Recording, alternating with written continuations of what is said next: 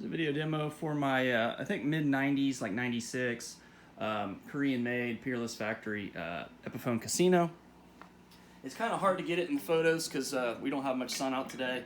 It's just been snowy weather, but there's a bit of flame. I don't know if you can kind of make that out. There's a bit of flame on the neck. The back is in pretty good shape, minus a few like scratches in the poly finish that I didn't do. This was a one-owner guitar. I bought it off an older gentleman who was getting out of music. He took very good care of this guitar. Definitely never toured with it or played out with it, I'd imagine. Maybe, you know, here and there at the VFW or the bingo hall, but overall it's in pretty darn good shape. It's completely original. I haven't done anything to it. It's just as it was back in '96 when it was bought. So I'm playing through a Tone King with just a little bit of reverb. I'll put it at 3. Right now we're on the bridge.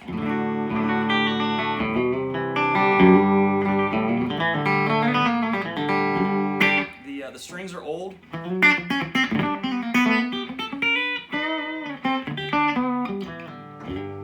The strings are old. I believe they're Diodario 10s. So just Diodario 10s.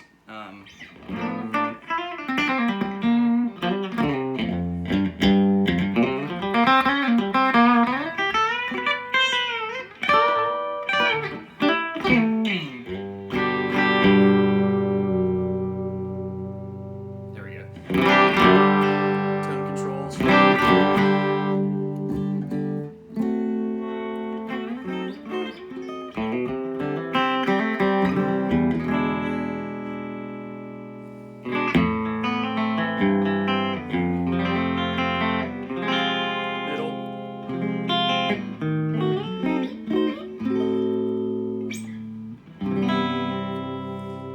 The knobs are a little scratchy, but I'll clean them out before shipment. When I first got the guitar, I intonated it. The neck is incredibly straight.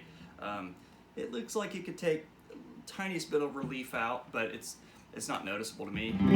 We've also had some like record cold days, so I think the heat on and everything's kind of, you know, making everything wonky. I know with my other guitars they're real dried out, so I've got a humidifier on right now too, and I think that's also kind of changing things.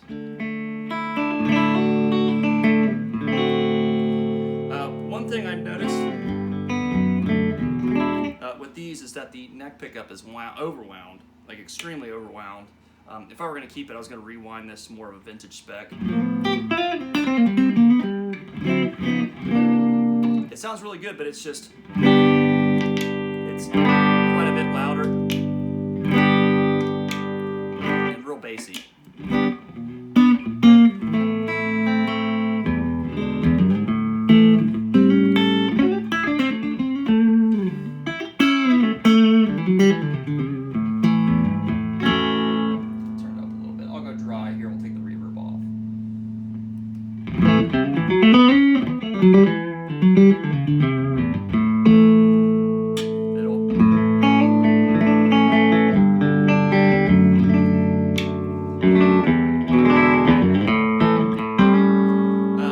And one thing about Epiphone P90s, from what I've gathered, is that their spacing is different than other P90s, so you can't just swap in, like say like a Bill Lawrence or one of the Seth Lover or something like that, unless they're made for the Epiphones, because the spacing is different. Obviously it's metric, but then also there's something different about the spacing on these Epiphone pickups. So, you know, in my case, I was just going to go ahead and rewind this to a little bit lower. I think it's like 17K or 18. It's high. It's pretty high, so it's got a lot of windings. I was going to drop it to more like a vintage, you know, 12 or whatever. This one probably is still about 12, I'd say. Again, just from what I've gathered, I actually haven't checked the impedance on these yet. Just trying to thin out my collection.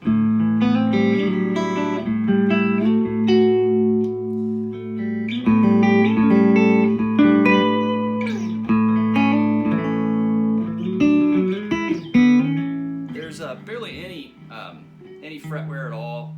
Maybe a little bit on the cowboy chord A, but just a little bit. Really not bad. And overall, the guitar's in pretty darn good shape, except for little headstock nicks, which probably happened while I was on the stand or something like that. But no major dings or issues to report. You know.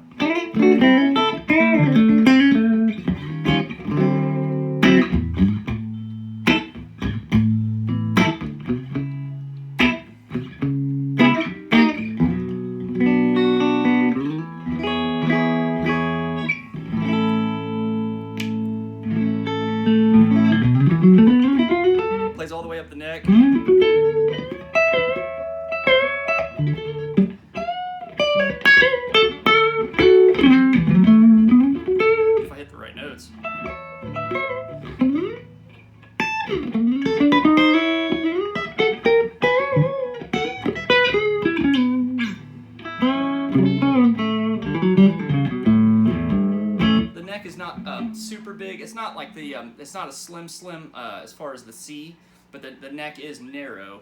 I guess you would consider this a slim taper. And in the light, as I look at it, I can see the flame. There's one ding here that's looks like it's just in the poly. You can't even feel it.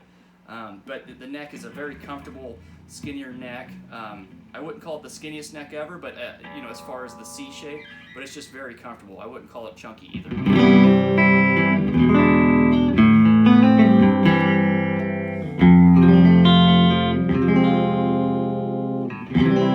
So there you go. Let me know if you have any other questions.